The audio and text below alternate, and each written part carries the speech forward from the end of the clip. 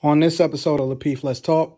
What I've seen a lot of times in darker skinned, non-pretty women is they want the finest dudes. And when you present them with a guy who looks like them, they tend to turn their nose up. They don't want the guy that's slightly strange or the guy that's also not that attractive, or I've seen dark-skinned women try to get hooked up with a guy and they'll say that he's too light-skinned.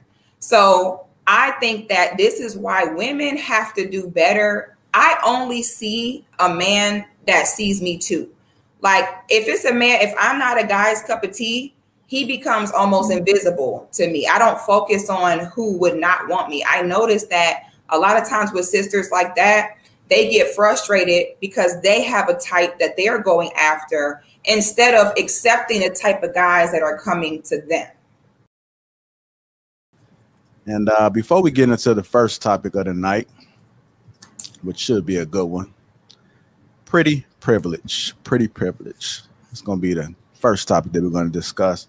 Had the opportunity to wrap it up a little bit online with Stephanie, which has that video that's out that went viral, where she discusses pretty privilege. And I was able to get a little snippet of that video with her permission, so I'm going to play it for you guys right now. Talking about my dating life, I do definitely feel like as a woman who doesn't have pretty privilege, because when I go out, men aren't like, their red flags aren't up for me. They're not looking for me. I often am invisible, I'm ignored, and I feel like it's a lot of the reason why I have such a small amount of relationship experience at my old age.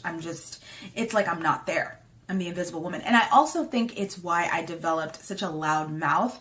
I have people all the time tell me, "Oh my God, you're so loud, you're so animated, I have to be so that I matter."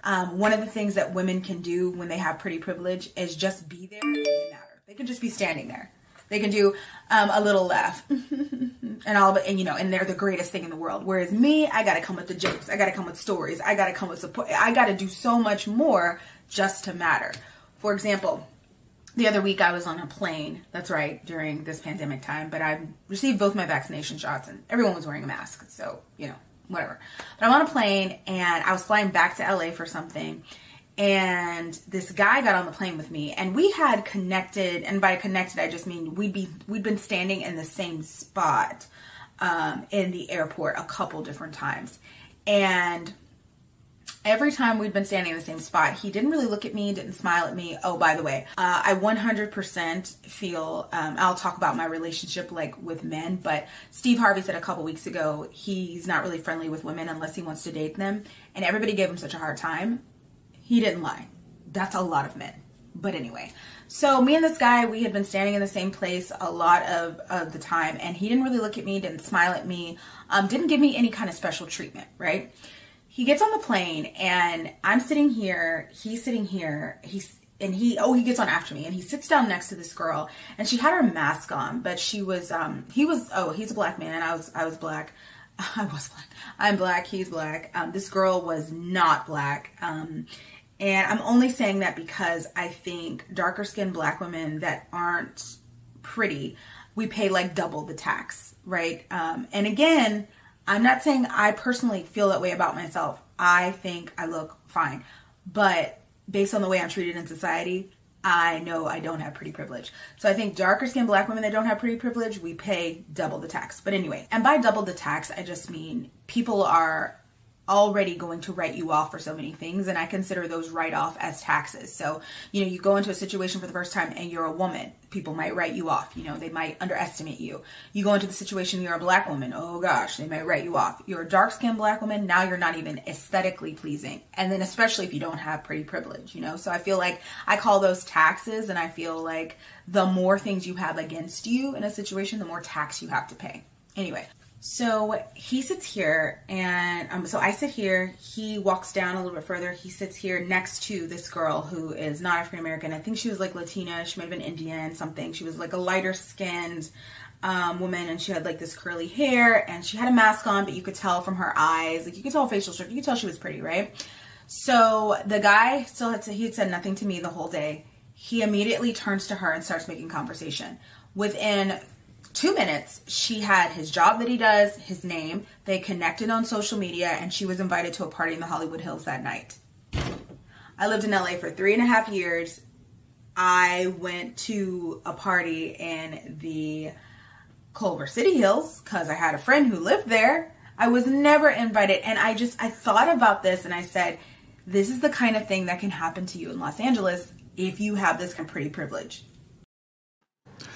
Apologize for the video being so long. There was so much to unpack from that video, but I kind of wanted to give you guys a little context of what the topic is about, which is pretty privilege. I'm gonna start with you, Kay. Does pretty privilege exist? Can you hear me? Most definitely. Pretty privilege absolutely exists, for sure. I mean, it's definitely a thing. I think, though, after watching that video, that her situation might have more to do with her confidence and like this self-fulfilling prophecy situation that's going on than it does about her actual looks. But I do think that pretty privilege does definitely exist, for sure. Okay. Courtney, I'm coming to you next. You can get your thoughts about the video, and does pretty privilege exist? Yes. Pretty privilege, it absolutely exists. Well, I will say this. It's a way that, unfortunately, women can get into the door. So women can use their looks to get in the door. However, it doesn't sustain it and it doesn't maintain it. And so I think that's a situation that we're not speaking about. So yes, my prettiness can get me into a VIP. Okay, that's the club. Yes, you know, sometimes a job will look at you because of what you look like. But does that mean I'm going to maintain the job? No, it doesn't. So it exists for women, absolutely. But it's the same thing when we talk about men and we talk about, you know, what they do financially. Is there a privilege for men that make more money than men that make average? Absolutely. Men look at beauty. Women look at finances. And so a man's going to be treated completely different making 6 figures than a man making 35, 40K a year. So these are double standards that it's life. We live by in. What I would say for women that, like her, that might have insecurities. I do have insecurities. I can't speak for men. What I do know, I think a man would definitely be with a solid 5 with an amazing attitude and feminine and submissive than a 10 with a stank attitude and thought and bopping in these streets. So I think if we can kind of get ourselves together and stop worrying about what we necessarily always physically look like, if we're beautiful, you know, get your attitude together, get in shape, make you the best you. And I think that gets recognized. All right. Rella, thoughts about the video, and does pretty privilege exist? Well, first of all, yeah, I agree with the ladies. Pretty privilege does exist. My thoughts on the video is probably in line with Kay. Like, it had more to do with her level of self-esteem. She's a beneficiary of any type of pretty privilege. I mean, listen, man, Courtney, I hear like men will, you know, get with a 5. Men will get with a 3. You know what I'm saying? Hold up. Hold on. Hold on. We know. You're pushing it. We know. We're pushing it now, bro. You're really pushing it. Listen, there's somebody for everybody. I didn't say a 9 or 8 or a high value man would get with a 3. I said men get with a 3 if that woman adds value to his life, right? So and I think she's a prisoner of where she is. LA, it sounds like she's from LA. LA, we know, is super Hollywood, plastic, superficial in a lot of circles. So if she's comparing herself to those circles, then she's going to reap the ramifications of what goes on. Like there's a lot of competition out there.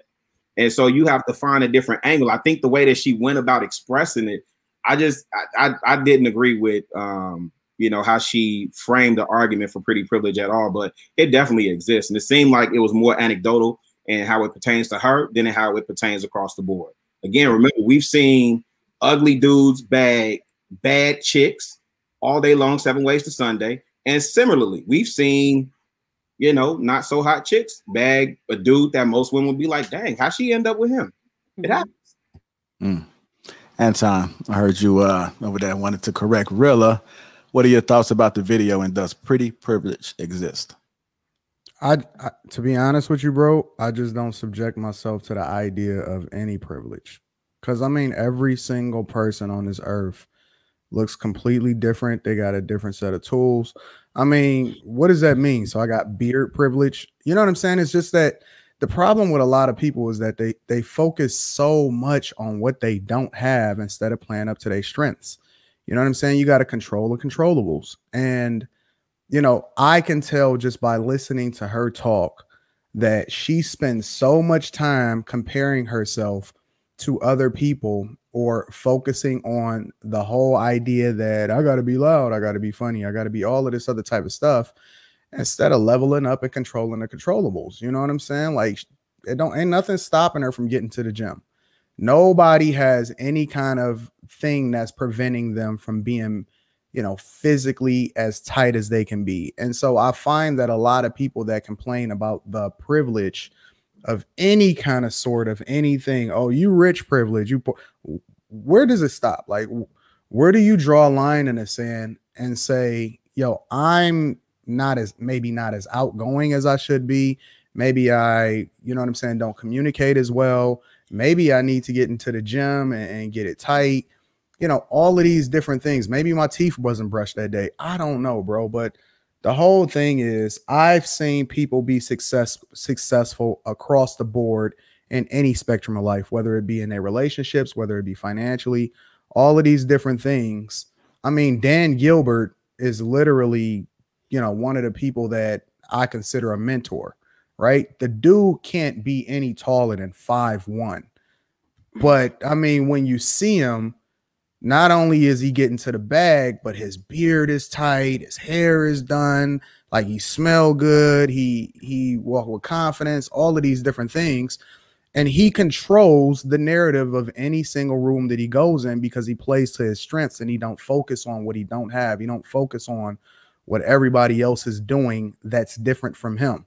And I'd bet my bottom dollar that the overwhelming majority of people would rather trade shoes, especially considering his level of success and everything that he does because he's a winner. I'd bet my bottom dollar that most people would want to trade shoes with Dan Gilbert because then they'd identify him as having some other version of privilege. But all it is your ability to control the controllables and absolutely take control of your life. I just don't subject myself to that negative mindset.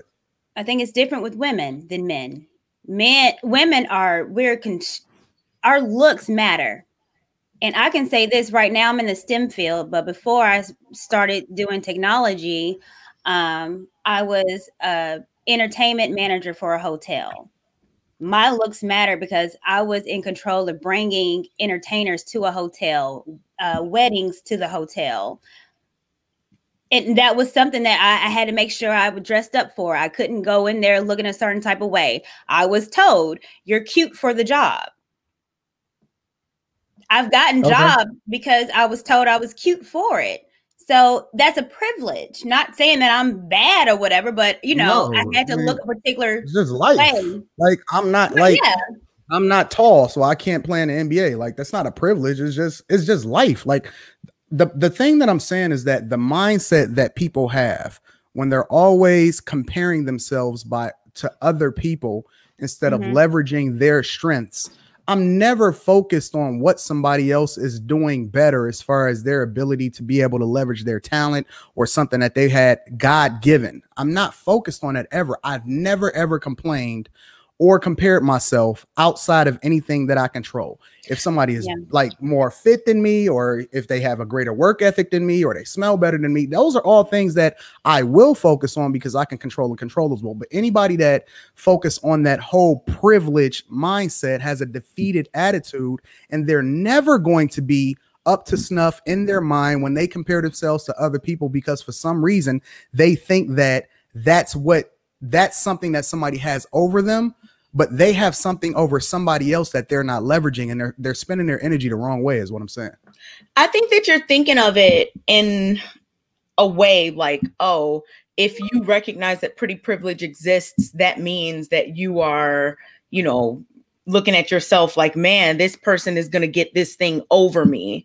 I don't think that it's necessarily that. I mean, in the last show, we talked about 10s versus 9s and 5s or whatever.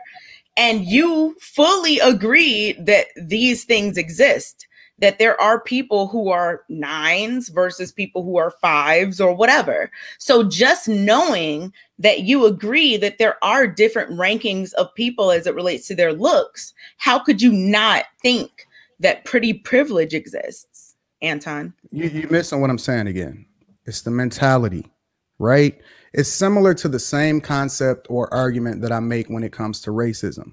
Yeah, I can sit here and validate you and say, yeah, it exists, but it has no bearing on my ability to be successful as long as I leave that defeated mentality and use that as the excuse for why I can't get to where I need to get.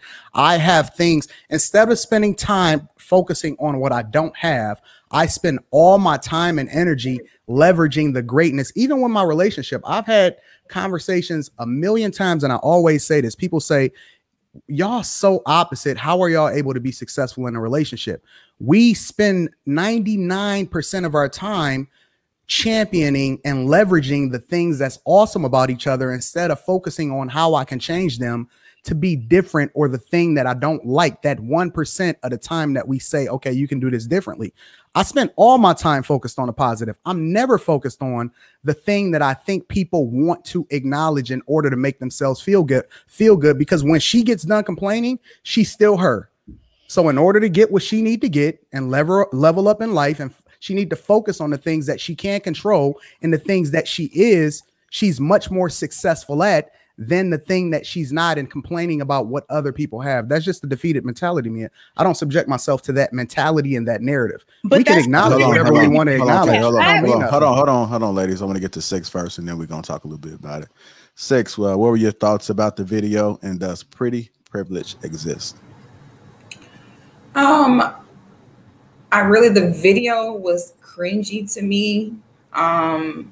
Because I think a lot of ladies don't understand the power of the tongue, and to speak out loud about yourself, basically calling yourself ugly, that is so damaging to your psyche as a woman. So I was honestly really cringed to see her speak about herself that way. But I will say that pretty privilege 100% exists. Pretty privilege exists. White privilege exists. I feel like, oh, well, it kind of is what it is, and you have to figure out how to move accordingly. I think it's also difficult for men to comprehend being I think just like it's hard for women to comprehend being judged by how much money you make or how much you produce. I think it's very difficult for men to comprehend your basic self-respect being based upon how you look. So I think that men and women will never kind of understand that. Now, what I will say is I would be curious to see what these guys look like that she has interest in, that she feels like are not giving her the time of day.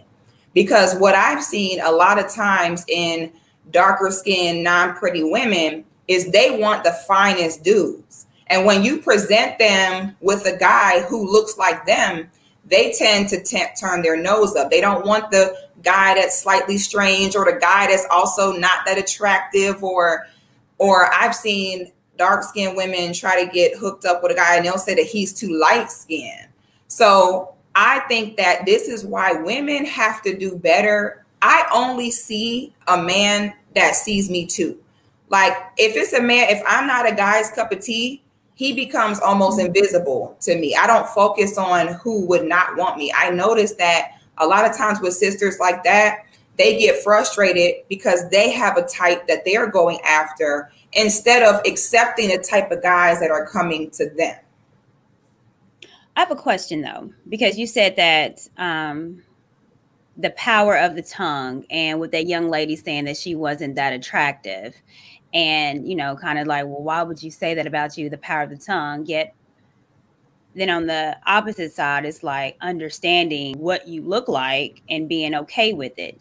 Mm-hmm. So is that not, or you don't see that as a balance? Yeah, because that's her personal business. That's not something she got to speak out loud. You know what I'm saying? It's only your business of what you think about yourself. Oh, I want to add something because I didn't play the whole video, and she did do an interview yesterday. and I was listening to her. So you have to listen to the whole video. She didn't say she wasn't attractive. She's just speaking on how like the world would view her. And so because they view her that way as not being attractive, then pretty women or prettier women, because she says she's not ugly, but she can see if she can't say if another woman is beautiful than her, is more beautiful than her. And because she's more beautiful than her, then she would get the attention, she would get the privileges. So I just want to just kind of throw that out there. Go ahead, Courtney. I didn't mean to cut you off. Okay. Well, no, that's what I was saying. So I think with accountability and understanding and being okay with being average and being okay with saying it, you know, whether I say it in front of people or whether I say it at home, it is what it is. I don't think it changes it. I think the power of the tongue for me is I'm able to speak life inside of myself, meaning I might be a 5, but I'm making myself the best 5 for the man that sees me as beautiful and sees that, you know, he wants me to be under his leadership. So that's, I guess, how I see it. So I understand the power of the tongue, but saying it out loud, telling people, yeah, I'm average and I'm okay with it. It's refreshing. And I don't think women say that. Every woman wants to be a 10, but we know that's minority. Let's talk about majority of women and making it okay to be an average. I mean, that's kind of like speaking, like your credit score is what it is too, but we're not like screaming our credit scores. Like it's your business. You know what I'm saying? So I don't think as a woman, you should scream your insecurities or scream the things you don't like about yourself. Me personally, I think everyone has insecurities. It's your business. I don't think, even if it is a fact, I don't think it's a good idea just, again, for your psyche to just be so, out and open. Yeah. Me personally. Well, I understand that, but if you're putting yourself on a platform talking about looks and you're going to get rated, that's like me going on Kevin Samuels. I'm going to be expected to say, well, what are you? What's your dress size? It's an expectation. If I'm on talking about taxes, I guess we'll probably talk about the tax. I don't know. I think to be on a platform, I think it's just a little different, but let's make it normal to be normal. Or you can control the controllables. And the controllables still would probably make you normal. No, because the average chick is not walking around fit, taking care of herself, and all of that type of stuff. If you want to stand out, like even in your confidence, like a guy can tell immediately whether a chick is walking around acting like a project, acting like she got beat up when she was a little kid or some crap like that, or if she operate in confidence. And it's a difference. It's so many things that you can work on and level up in. And I think the problem is that people spend so much time having a pity party and everything. They spend so much time having a pity party instead of controlling the things that they can do to help make themselves the best version of themselves that they can be.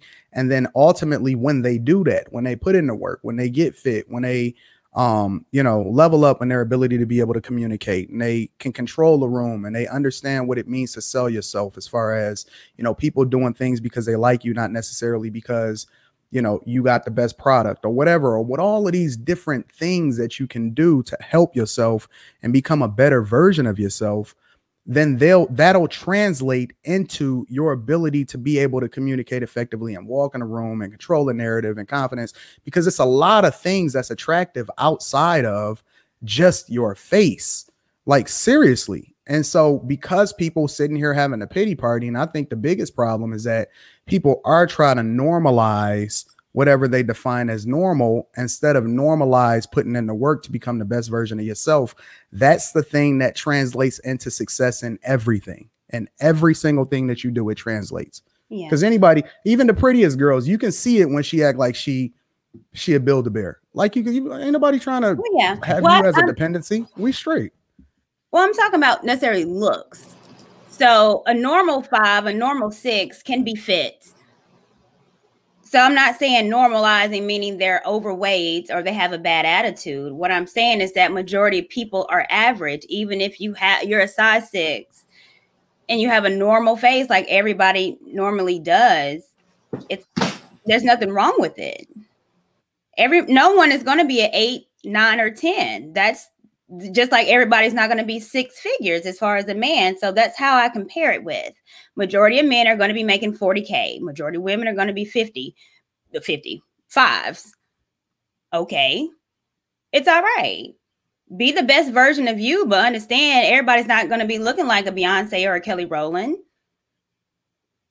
See, I've noticed that what guys do is a guy will be like, okay, like he will say if he doesn't have a lot of money, he'll do something like make sure he's funny or make sure that he's real good in bed. Like I noticed that men don't tend to just kind of roll over and die and be like, oh my God, like I can't get women with this way. They tend to, and that's why the running joke is broke dudes got the best D or whatever, because, and then you have some men who may feel like, oh, they ugly, but they're going to have some money. Like we as women have to start doing that, saying, okay, well, even if my face is not as pretty, let me make sure that I, you know, keep it tight. Let me make sure I keep my hair done. You know what I mean? Like how the fellas do. The fellas don't care. They're going to figure out what's going to be their strong point and they're going to roll with that and keep it moving. So that's kind of what that girl was saying, though. She said, you know, since I know I'm not this or that, I have to be extra and take jokes. And, right. But then she's like, then I got to be loud. But that's